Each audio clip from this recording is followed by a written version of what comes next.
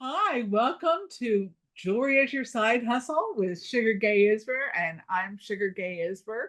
And today we have a very special guest, also from Austin, a jewelry maker who is self-taught and really works deep into the metal smithing. And we're going to learn about her process and how she got started. And hopefully I get to meet her because she's just across town from me right now, I guess. But we'll hear more about that when she gets here and gets on. So, welcome to my show today, Angel Jazmin. And I might be saying that a little bit wrong, but that's kind of how I would say it. But I don't know. But take it away. Tell us about your company and you, and give us a little background or the little elevator pitch on your jewelry design. And let's get started. I can't wait to hear your journey. Well, thank you for having me, Sugar. My name is Angell Jazmin, and I'm the owner and I guess founder as well of Mi Raiz Jewelry. I'm a metalsmith slash jewelry designer slash, I guess, one woman show kind of. But I hand make pieces out of sterling silver, custom 14K gold, just because I don't have anything on my website yet. But I have done some solid gold and then some limited gold filled jewelry. Um, but yeah, I do a process of handmade. So it's out of carving wax, sheet metal, wire, lost wax casting. But yeah, that's me. And you totally taught yourself. I mean, I don't know. I just saw when I saw the words, it's like self-taught. I mean, obviously you can take there's classes if you need like all that's available to you. But is that true? Like tell us about how'd you get into jewelry? Are you an artist from way So back from birth? I've never actually taken a class before for metal smithing. Yeah. So it's fully, I wouldn't say fully been my own self-taught journey, just because my first foot in the door with jewelry was like behind the scenes, more so like managing.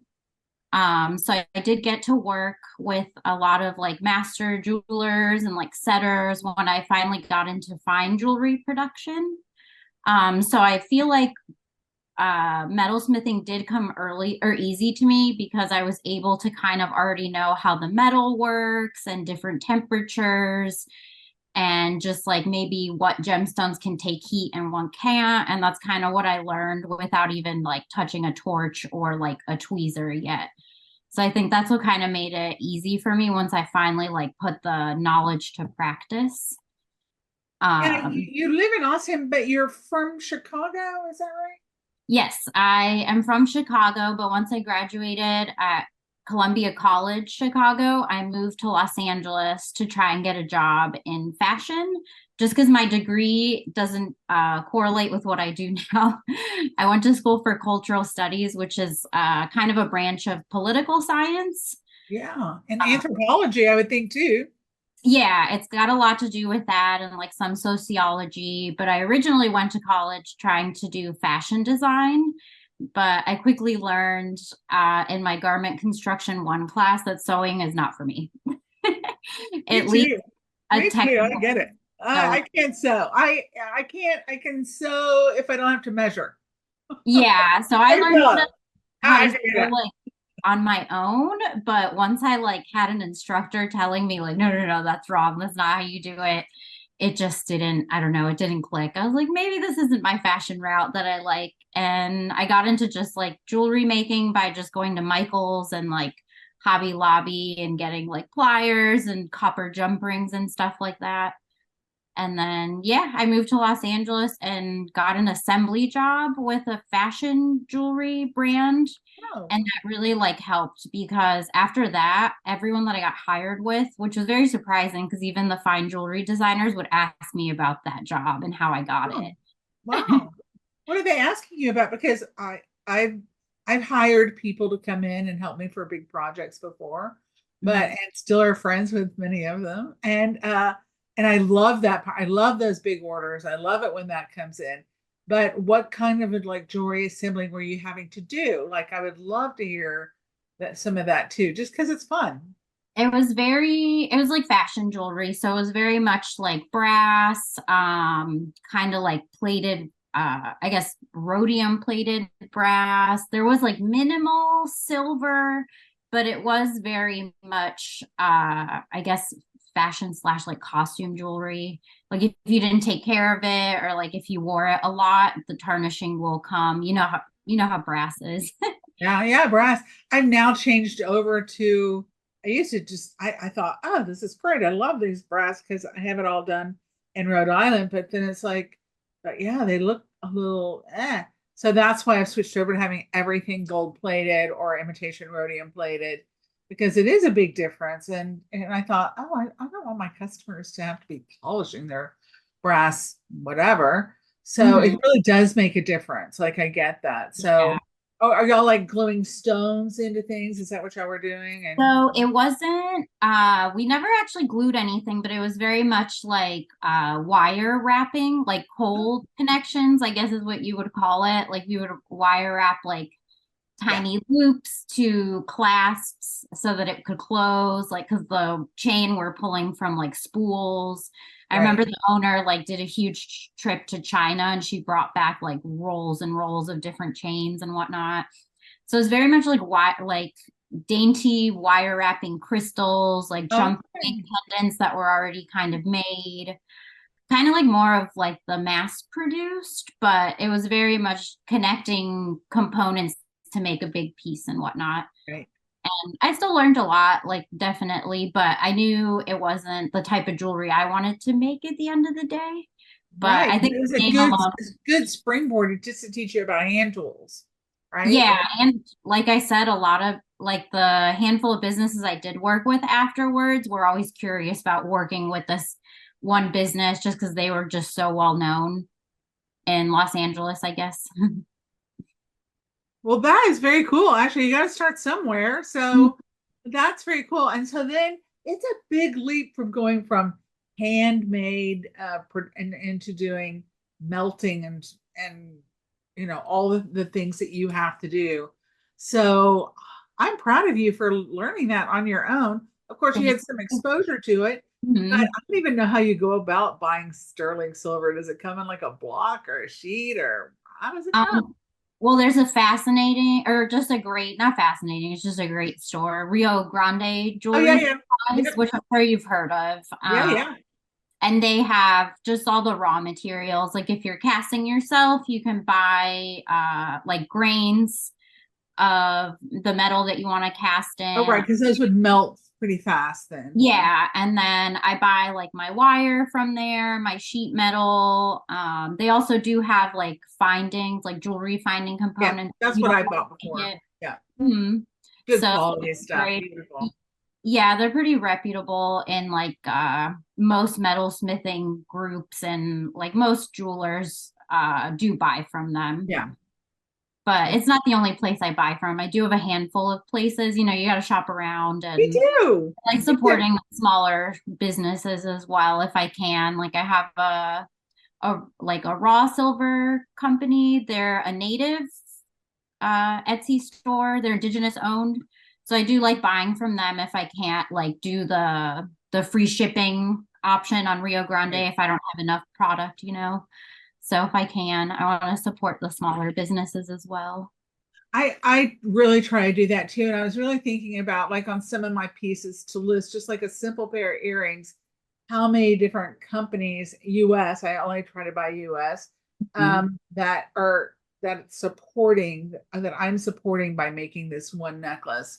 And it is amazing. And it's amazing how that is such an important part to the US economy is keeping things as sustainable as possible. Now, I also, with a caveat, say, well, China has also been carving jade for like 6,000 years using just water and bamboo. Like they're very good at the cutting of the gems.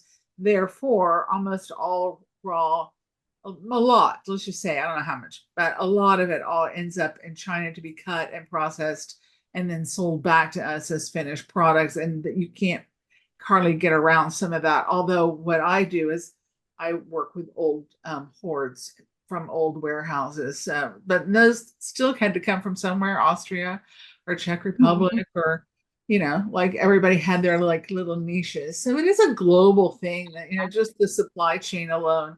It's very interesting to see how a finished product and then how it finds a forever home and all that. So tell me about like, so you're an entrepreneur and you're a creative, you're an artist and a businesswoman, and how are you finding like what happened to you during COVID? How did that work and how are things done since then? Were you working or making jewelry then?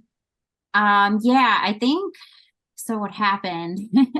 I was planning on fully launching my business at the beginning of 2020, and then COVID hit. So I kind of just was like, all right, let me put this on the back burner a little bit because it kind of felt like the world was on fire. Yeah. For a few, like, those crazy months when when we went into lockdown and everything was shut down. So I decided at the end of 2020, like COVID is going nowhere. Like places are kind of starting to open back up. I was like, I can buy from suppliers now and do what I need to. So I decided to launch in October of 2020 after waiting.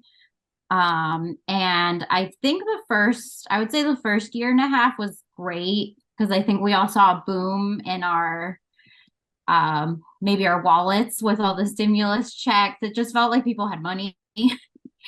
So I did a lot of local markets in the area and I was very sustainable on my own. I was working in service industry before all of this happened too. So at the time, like I wasn't working in service industry, just focused on jewelry and my business. So that was awesome. But then the economy definitely hit its point where we're at now. We're still going through it. So I did have to cave and I am back in service industry That's for okay. doing it about like 3 times a week. And I found a pretty good restaurant that I can survive doing this and doing waiting tables 3 days out of the week. And it pays well. Shout So out to all the servers in the world and make sure everybody tips really well. I tip really well because I've been really poor before where it's like $5 is like not just one meal, it could be like sustaining. So I make sure I give that 20 plus percentage every time I'm out or regardless. I don't care where it is, getting my car washed, I tip because surviving on tips is not for the faint of heart. Like yeah, it's it's seriously hard. So tough. I bow to you on that. Like I get it. Like I have a full-time job too. So it just makes me buy better jewelry components.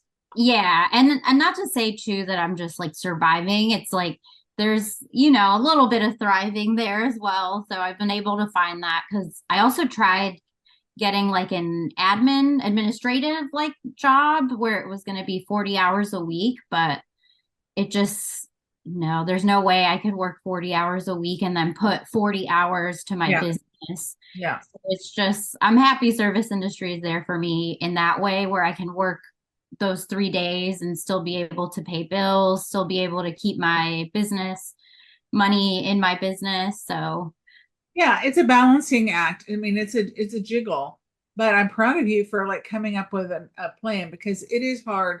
I've worked 40-hour week jobs too, but what I ended up having to do is get up really early, like at 5 o'clock, and then I'm working, 5 to 8, and then I work from, you know, 5 to 8 again, and then you have the weekend. So I'm able to put in 40 hours, but it's a tough. at the end every week. It's like, wow, that's really hard. So Well, yeah, that's just work too. I don't know if you have kids, like that's not factoring children, pets, like hobbies, like I have other I have a relatives. husband who gives me that evil eye, like, are you serious? Yeah, a lot of Because time. he is, if you have a partner who is and you're an entrepreneur, they just have to come along for the ride. Like they're just part of the employment, like they're free labor. It's like, I'm sorry, you got to put this together. I know you're tired, but My intern, yes, that's what I call him sometimes. we do what we can do, right? Like I've been doing this for a really long time. I wouldn't stop for anything. I can't stop. I close my eyes and I dream about jewelry. So it is what it is. But because you had that fashion, that drive to be fashion, you must have had like art in your background somewhere even before that, like in your soul, right? Like in your soul, you had this drive to create. So that's Yes. not going to ever go away. Like it's just No, not. it won't. Yeah. It just definitely going to an art school solidified that for me. Like I just wanted to be an artist one way or another. I don't think I was ever meant for the 9 to 5, or I also think I know too much about the world and capitalism to want to just make money for somebody else I too. know. I So know. I just know. that Be a balance. cog. Right. I get you. I'm, Mm. I'm in with you, girl. Like I get that. So we all, but you have to realize as artists, we're just different than everybody else. Like we are. Like, well, I'll do anything to create my art. Like I don't care what if it's stay up till midnight, if that's whatever it is, it's in me. So I put every penny that I make back into my jewelry. I That's what know, we it's so do. true. It is. It's so true. I'll never get up ahead probably of what all I've spent over the 20 years. Oh my God, so much money. That's for our tax guy. Yeah, yeah, that's true. So this is right now. So we're in the summer and you are preparing, I guess, for Christmas kind of sales. Do you have other places where you sell at? Like, how's that journey going? Finding Um, wholesalers or retail no, stores? I'm actually just retail right now. I was at a little like shop. I don't know if you know Frida Friday, ATX. They do the markets and they also have their sister company, Las Ofrendas. I don't know them. But they opened up like a little trailer on South Congress, and like this small business trailer. Like so there are a handful of small businesses in there, and they were one of them. So I was selling my stuff out of there, but they did have to close down. I'm sure they have plans of opening back up soon, or a storefront I know is in their future. So hopefully that happens. I have had a couple people reach out, but like no actual follow throughs. And I'm not actively searching for wholesale at the moment. I know there is value in it, like 100%. I know I need to put in more energy than what I have right now, or time, just to like cold call and do all that. That It's has hard. it I is, mean, yeah. it's like that other hat that we don't even want to put on, that whole hat of kind of that. It's a tough hat to put But I on. know it needs to happen. I know I'll be a little more how do you say it? Like I'll definitely have a set plan once I put in more solid gold stuff on my website. Just because at the moment too, I just don't see the value in just like selling my work off for half. I don't know. I Like it know. just I know. I it I know what understand. it takes to make my stuff. So I think maybe once Yeah. I'm at a bigger point, or where I'm selling a little bit more and I don't have a side or a part-time job, I'll be a little more excited about wholesale. But it's just I haven't had the time or the energy really to just like email, go in person to the boutiques. Hate that Just part. have a line sheet. It's up to Okay. date, but I just haven't sent it to anybody.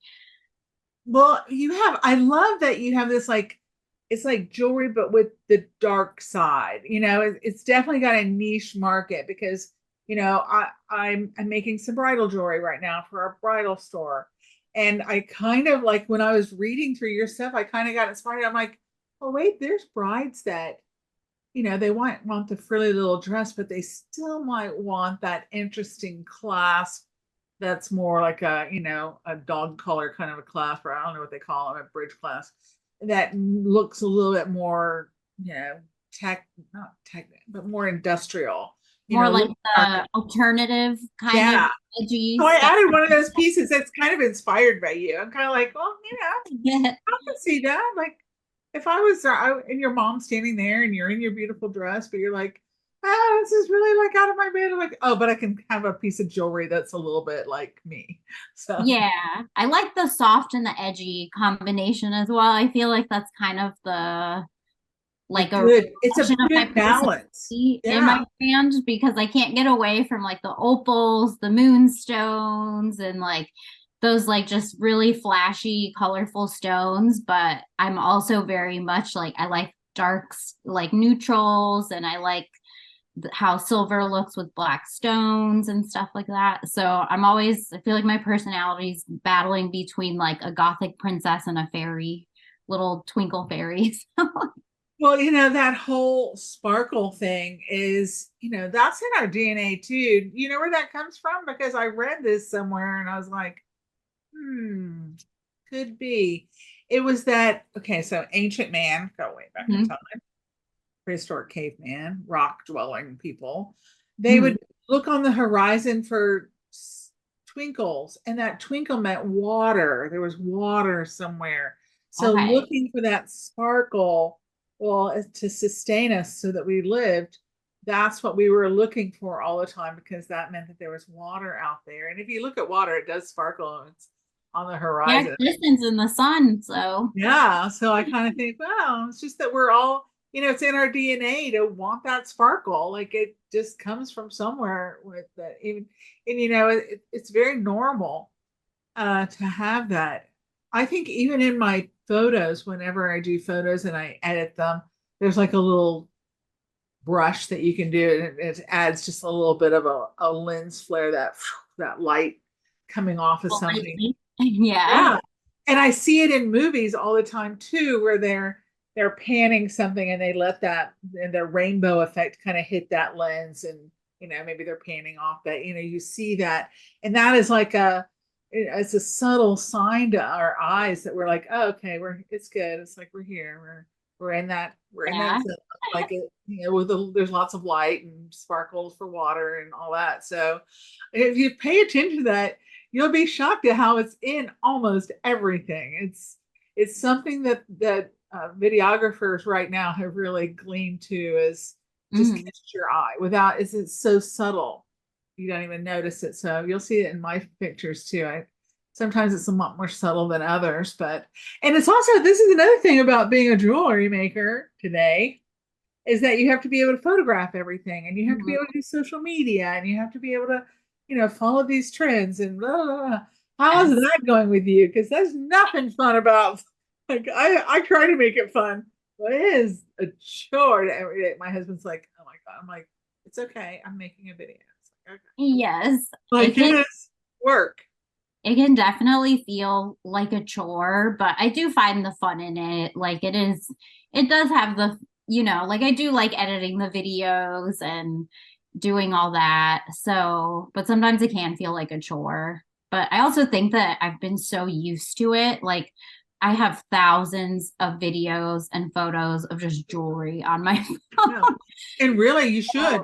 I Yeah, tell her that's the one thing. I'm like, photograph everything. It is shocking. really. It doesn't happen too often. Something sneaks out of my studio without it being photographed.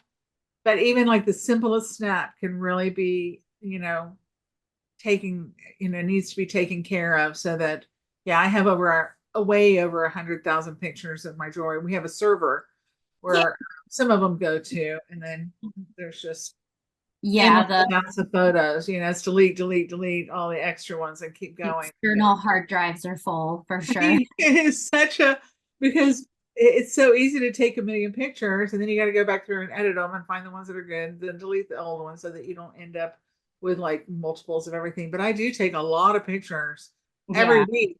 I don't even know how many I take every week. It's significant. Yeah, Today I'll take more pictures. Yesterday I took more pictures. Every day I take more pictures. I did. I will Thank probably you. take some today. And like, and that also goes to the fact that you have to have a really good phone or a really good camera. I've, not used my camera now in years. I'm pretty sure I don't even know where it is. I think I could find it, but it's all gone to our phones. They have really great cameras in there. So, but it's definitely a part of our work. And so, how Mhm. did you get good at taking pictures of your work? Is that something you had to learn too? I think just imitation kind of just like going through Pinterest and really doing research and then just going through Instagram, and I definitely have other jewelers that I've been following for a really, really long time and they've been in business for a while. So just seeing how they take photos, how also just like huge companies even take photos, like J's and or K's jewelers and like Jared's and all that. Because it's good. I think it's good to compare like big box places to small business and kind of see where you can fit in the middle or what they're doing right or wrong. And, same with like small businesses. So it's really just a lot of research, scrolling, and then kind of applying it to what I want my brand to look like, which has been kind of a struggle because you want to be consistent. That's what they tell you. Like you want your brand to be recognizable. So it's just, yeah, a lot of research and then putting that information to practice. But I know it's always got to have really good lighting. So I do take a lot of photos outside in the sun. But Yeah. that also is really bad when Texas wants to rain for 2 weeks straight and I cannot take any photos for anything. Or it's So, so hot when you go out there and your phone like blows up and says, we're too hot. Like, should not yeah, play with us actually, right now. I use my DSLR that's about like 10 years old. It's my parents' camera, but I definitely took it for myself and my business. They're not Um, missing it. Don't worry. but that one has definitely done me right in the heat because it doesn't matter how hot it is, I'll go out there and still take photos and set up my little backdrop and my collapsible table outside. But yeah, that camera does pretty good. It doesn't heat up as fast as the phone, so 'Cause that is a problem. I mean, it's kind of shocking. And I work in the cell phone industry. And so I know like don't some of the things I've done is like kind of pre-chill it, which is yeah, like, I little know I gotta be out there. I know I gotta do it all. Okay, like just stick it in the refrigerator for just like a minute and then like, okay, you got a little bit go. And then I have like a place where there's a fan where it can like cool off in the middle because it gets hot in Texas. yeah, it does. Our phones are really they take a real beating on all that. Have you applied to any shows coming up? Is that something that you'd like to do? Yeah, so with getting ready for the holidays, I've kind of been lightly seeing who I do want to do like shows with, who maybe I don't. I'm on the fence right now of should I apply to the Armadillo Art Bazaar? I know I won't be accepted like this year. If anything, it'll probably be years of me reapplying just because their jewelry I know is the most competitive.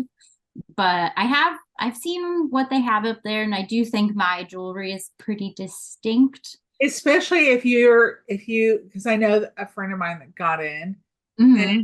she got in because she had like a line of men's jewelry like Which girls. is different already Yeah. just because it's And men. so having that a niche that that opens you up from other jewelers because most other jewelers like me, it's all like we're yes, I have guy collections, but I've applied to that show a million times, and they even the Blue Genie is like, no, we don't want you.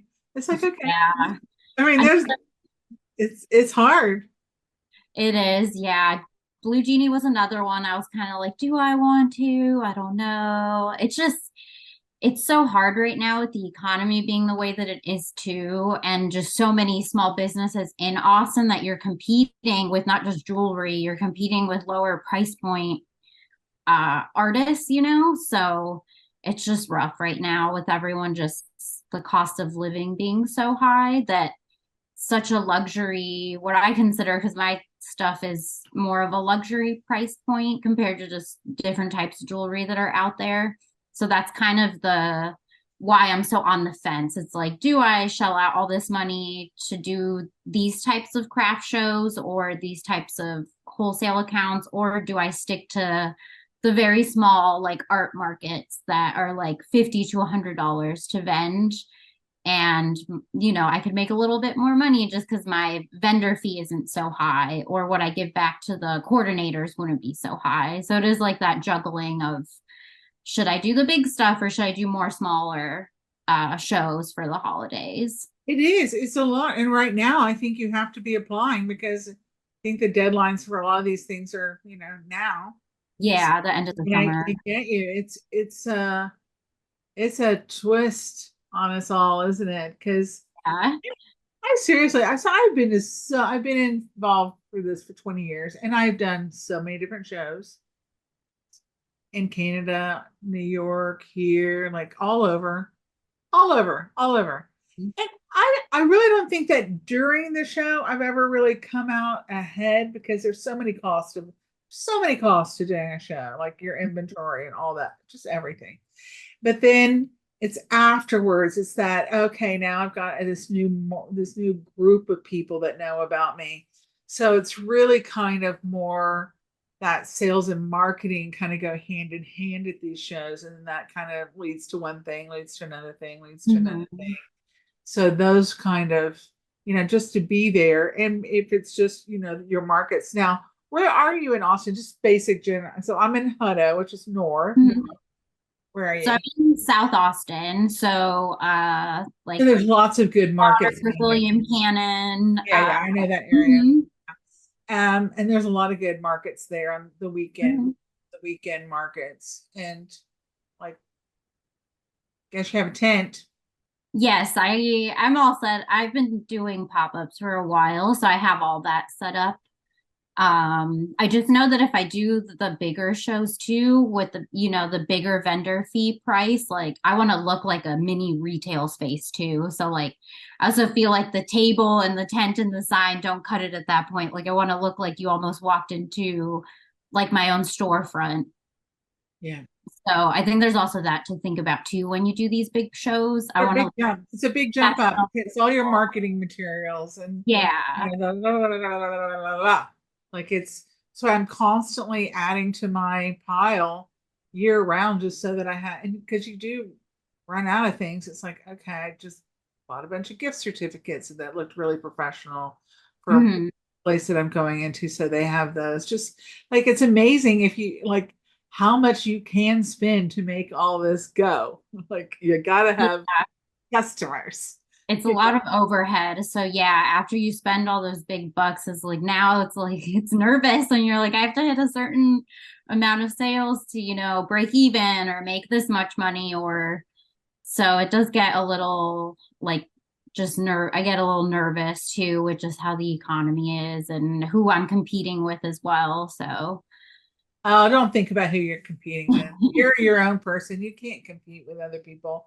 They're competing with you, but it's not like that's the one thing I would just say, like, just, go with your heart. I think mm, my main problem is that I'd rather, like, instead of somebody wants to dick around with the price, which I hate, mm, is like, just take it. Like, I don't want you to dick around with my price. I made this and I loved it, and you love it too, pay for it. But yeah. I really feel like people like can smell me like she's gonna give us some good because she doesn't like us to dig around with her price. I don't know. I feel like I give off that like fine, just take it. Like I can't tell Yeah. you. That's a horrible way to be. Like, that's a horrible way to be. And so they I've heard the usually, opposite, actually. I've been oh, told that I'm too like emotionally connected to my pieces because I'm the one selling them and making them. it's true. So, and I'm like, you're kind of right, but I also feel like there is a healthy balance. Like you have to know the value of something because you don't want to undercut Yes. yourself and Yes. also other people in the industry. Yes, for sure. And so, I mean, it takes so much. I think the whole thing of like, okay, so this piece of jewelry right here, it's just Mhm. like, it's an expensive piece of jewelry. It's a real shark's tooth. All of That's this costs big, money. that's gorgeous, Everything costs money. a It's lot of not components. free. Hmm. It's crazy how much and the love and the time that it took to figure some of these pieces out. Like, yes, we love our pieces. Yes, we do. I'm not surprised that you love your pieces at all. They're our babies. So make everybody pay.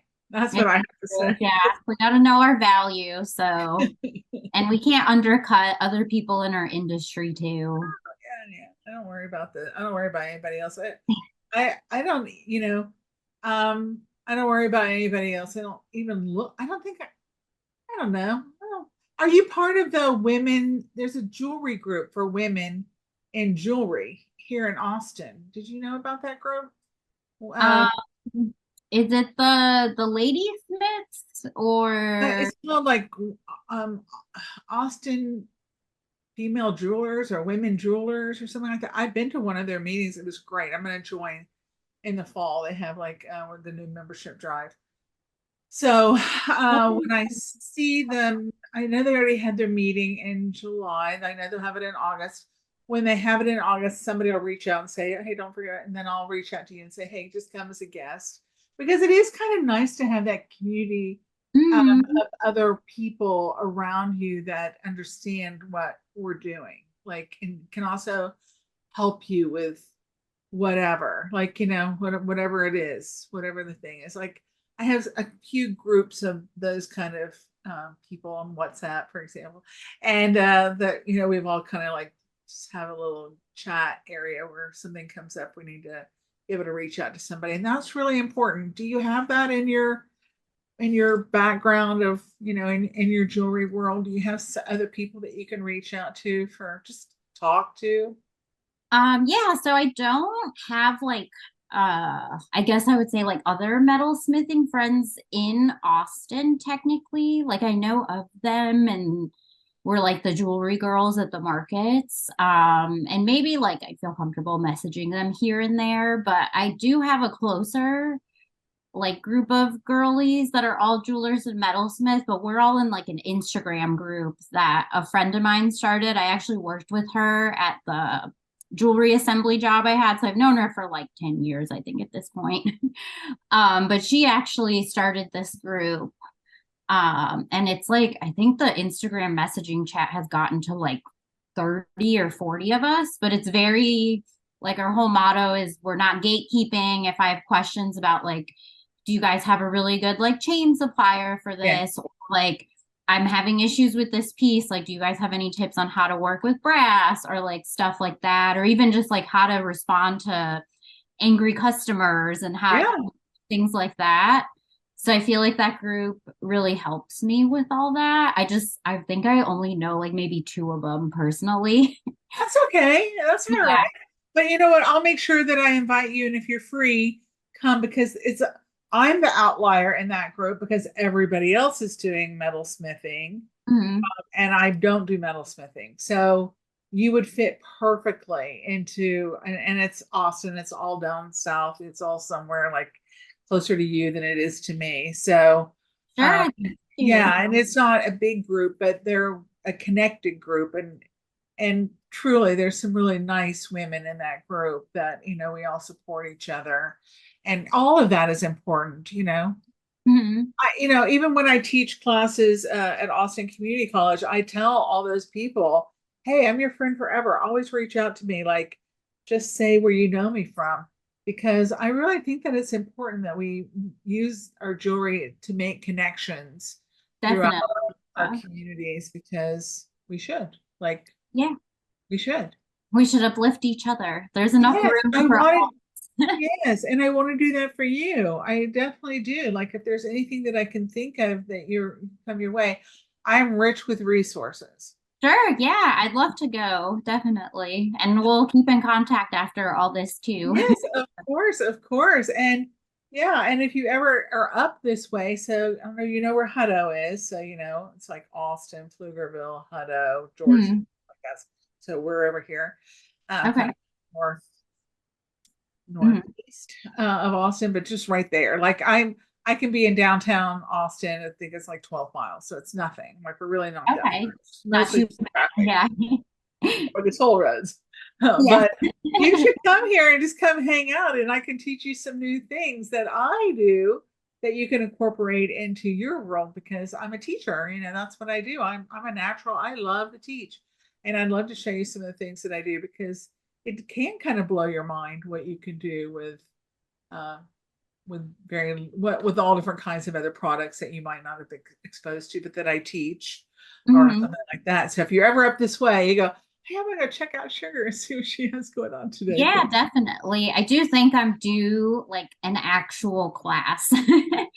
So I think once I'm ready to bring, or actually, no, I don't even need to be ready to bring casting like in, because that's one of the things I don't do. I have to outsource it just because I don't own a home yet Oh, or have like, okay. But there's in this group that I'm going to connect you to, they are part of like co-ops where they share out, what all the equipment so that you don't have Hmm. to buy the equipment and you just go there and whatever. You just, what time you're going to come and you put it down. And so I'll hook you up with those girls. They're great. And they do some really good stuff and they probably love to have somebody that they can, help and teach, or Yeah, just do a class. show you what they do because they're doing all that stuff. The real metal smithing stuff, which is hard because yeah, from a home you have to have the exhaust system and Proper some. ventilation. Yes, I don't want to be getting everyone in my house sick, all my animals and my partner and stuff. So Yes. yeah, that's one of the things I do outsource is a few of my casted pieces. That's the one thing. But soon everything will be in-house. Or yeah, because really, I'd love to introduce you to some to those girls that do that. I mean, you never know. Like, and also like, what I if I lived down there, I would be part. They have this co-op for a laser, like all kinds of this laser that does all kinds of like cutting and blah blah blah blah blah. And I had somebody do it for me once. So I was really happy about the results, but I'm not close enough to like go down there and try to learn how to use a laser thing, but it's just great for engraving and cutting out things. Mhm. I don't know, lots of different kinds of things, but there there's some we do live in Austin where it is a cool place to be. And Yeah, so definitely. I need to do my research and just get out there. It's just hard as an introvert it sometimes. yeah, well you're doing great today. You don't seem like you're an introvert, but I understand that. I understand. I've been on the side of the road selling jewelry, just like open up my trunk and sell it on Soho. Like I've done it all. I've done it all. Like I can't tell you. Like I'm anything for a buck gay is what I am because I'll be on the side of the road selling all my Yeah. stuff at all times. Someone's gonna stop and buy something.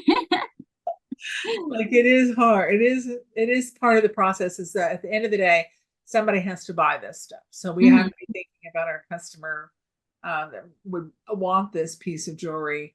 And then there's also like the Nest group. That might be something that I'm involved with and you could get involved with too. It's a national group by Tory Burch. And it has a lot of it's all women for the most part that are committed to their craft of whatever, all kinds of crafts, like not just jewelry, like every different kind of craft you can imagine. And Mhm. that was a really good group. They really lifted me up after COVID and got a grant that kind of helped do a few things. And it's just little tiny million baby steps, isn't it? All the Yeah, time. it is just a few things at a time because one thing at a time doesn't work. You Do have you to be have any pieces multitasking. yeah, do you have any pieces that you're working on today that you can show us? Yeah, actually, I have an order to fulfill right now. So it's my labradorite necklace that I have on my site with the prongs, and I'm almost finished, but I have to Oh, fix one of the prongs on the setting, and then I just gotta attach everything, soldering, and then we'll throw it in the tumbler, and it's ready for setting. But okay, so I don't know anything about what you just said. So I know prongs, I understand that. But then you tumble it kind of at the end, like once you put it into the prongs, you tumble it. yes, so that is like one of my final steps because there's a lot of final steps. Once everything is sanded the way that you want it to like the mirror finish that you want, a good thing to do to work harden your pieces and also give it an extra like shine is you throw it in this I guess it's called the tumbler that's on this belt. So it's constantly turning. I'll throw it in there for like 20 minutes and it has the steel shot medium. I use that for the type of shine that I want, but there's different mediums you can use for like if you want a brush finish or if you want like a different type of finish, I guess. I like a high polish. So how this chain kind of looks is how They're every like little tiny BBs. yeah, so it's like steel shot. I can bring it real quick.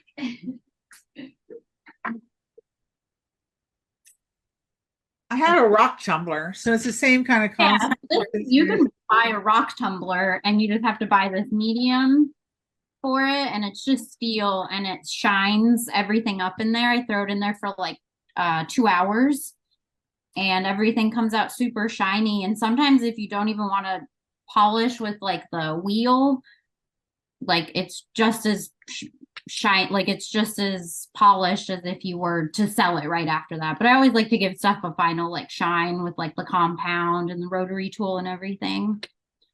But When yeah. when I get stuff back from my plater and I've gone to visit them, so I know this is the what happens is they put it into a giant tumbler. It's big because they're, commercial, but they use ground corn husks. Yeah, there's different mediums. So I think it just kind of depends on the outcome, like how you want it to look once it comes out of it. But I like the high polish, so that's what I go for. I just can't believe that high polish doesn't bang things up. Like that's what I would think. I'd be like, I don't know, that's too scary for me. Yeah, I would think that this would just like scratch it, but I think it's just constantly being scratched, like burnished so much that it just all comes out even. So I don't know the science to it, but I know once I put it in there for 2 hours, it looks great. There is a lot to making jewelry. I Yeah, mean, a lot of steps. like there's a million little steps. And then, Austin Community College has got a great program for jewelry making. They don't teach the business side of it. That's what I've always been like there to try to, help with some. Really? Because Yeah. isn't it a 4 year? It's Yeah, a yeah, yeah. CFA, right? Yeah. So that's it. That's kind of nuts to me because I Yeah. figured even in the 6 week like programs that or 8 week programs that sometimes people do to get the metalsmithing certification, that I figured they at least like taught you a little bit of the business side of it, Yeah, or maybe it is jewelry focused. If okay. you want to go learn business, you do something else. But and I also just did the Blocks, which was a TV show, reality TV show for entrepreneurs. So I think I have had so many hours of the business part of it just jammed into me. And it Mhm. really is. So I understand where you're coming from, where you totally self-taught, just like me. And then it's like those next steps are here we come up for Christmas, and so you got to have everything ready for like Halloween or whatever, Mhm. whatever. And so I understand how hard these little baby steps can be and how it can be very challenging because really we just want to make more jewelry or Yeah. work on our whatever we're working on because that's a lot more fun than all the other bits and bobs. But I would do it. are you making Yeah. any fun things for Halloween? Because that's it's like Christmas almost now. Yeah, I mean Halloween is my favorite time of year. So, yeah, last year was just I just wasn't feeling it because every year I usually do like a mini one of a kind Collection. like little drop of like necklaces, or just like I try to use like spooky stones like moss agates, or I actually handmade a like web necklace. So I handmade like a web, like literally a spider web out of wire and connecting everything together, and that was fun. So I think I might go more that direction this year. But yeah, last year just with everything going on in the world, like just You know, celebrating Halloween didn't feel so right. I But know. I'm gonna be back this year. We're gonna do definitely a Halloween collection because I'm gonna do markets, and yeah, Halloween's getting just as big as Christmas, and it should. It's like my favorite time of year. So Yeah, I mean, it really is. Halloween is a really big part of it. Like, I don't know, I guess I've always done, but I'm always looking for like, okay, what am I gonna do? But I don't know. It's the fun part of it. We all love Halloween. You all love Halloween. yeah, and I don't know if I'll be doing it this year because this year they're actually accepting applications for vendors, but I think it was the past 3 years I have vended at the Waterloo Greenways Day of the Dead Festival. How fun. Is yeah, another reason why I love that time of year is the Day of the Dead and just doing that event because it was also like my best market of the year sale wise. And the event's super fun. Like I do the makeup, the candy skulls How makeup, and I do fun. everything, and Oh, it's that's really fun fun. event. So I hope they accept me this year, like they have in Oh, the past, because I'll definitely be there. So oh, well, so we're coming up to the end of our hour. So tell us how people can find you. Let's go over all of the different places. So I know you have the Miriez jewelry.com. Mhm. And you can, and that's your website. Yes, so I mostly sell out of my website. That's my baby. I've just put in so much hard work on I there. know. Yeah. So that is where you can find everything that I have made to order or ready to ship. I do have my shop available on Instagram as well. So if you do want to buy through Instagram, I believe Facebook as well. I'm all set up on there. TikTok, I have social media presence on there, but I don't think I'll be doing the TikTok shop. It's just I've heard like too many horror stories and just I don't want them taking down my social media page on there that I've just put so much time and effort on as well. So I still like to tell people on TikTok, like my link in bio is there. Please go to my website. Yeah. Yeah, on all platforms that I do have, it'll be the same handle. So Mi Raiz Jewelry all around, nothing different. But yeah, Instagram, TikTok, Facebook. I even have a Tumblr, a Pinterest, and I believe a Clapper account as well, which is kind of like a TikTok, but it's like not as well known. But yeah, that's where you can find me everywhere. And obviously, if I'm ever in any storefronts, I will promote it with all my heart. Yes, and I look forward to finding you at one of those. So we will connect again. I feel like we're little friends now. So Yeah. I might be the matriarch of the jewelry, little fashion jewelry kind of stuff of my world. But you're welcome to come into my world anytime and dip your toe into Well, thank you so much. everything. So, and you've inspired me. So always remember that. Like it does take Thanks. a lot of us together to go, oh, look at this. Like, oh, that's kind of fun. And I'll later have a piece of jewelry that you kind of inspired me to make. So, and I'll make sure I like Hey, I'd love to see it. Yeah. and I can tag it to I can you so you can look. go, yeah, I see what you're doing. Yeah, it's not what I do, but I see what you're doing. Yeah, everyone's got a little dark side in them, so it's good to let it out. I tell you, so in my collections, of course, I have, all kinds of collections, and I have some really dark stuff because at one point, like skulls and all the bones and all that was so like animal skulls and all that. Hmm. They're probably all just like sitting right over here somewhere. They were a big part of my little jewelry world for a while because I like it. I like Hmm. that I can do all different kinds of stuff. Can't pigeonhole me. Yeah. I'm gonna dip my hole in something. It's gonna be fun.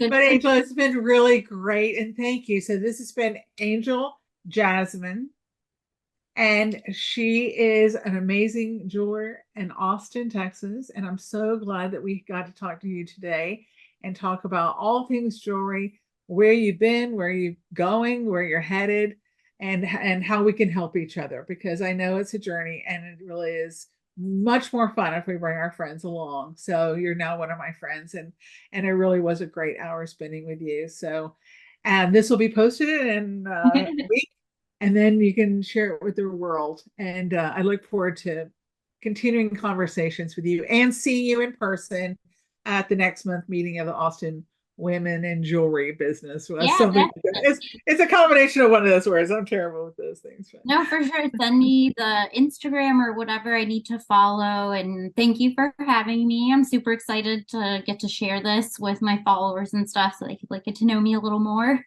It's been But yeah, great to get to know you. Like seriously, I know they will too.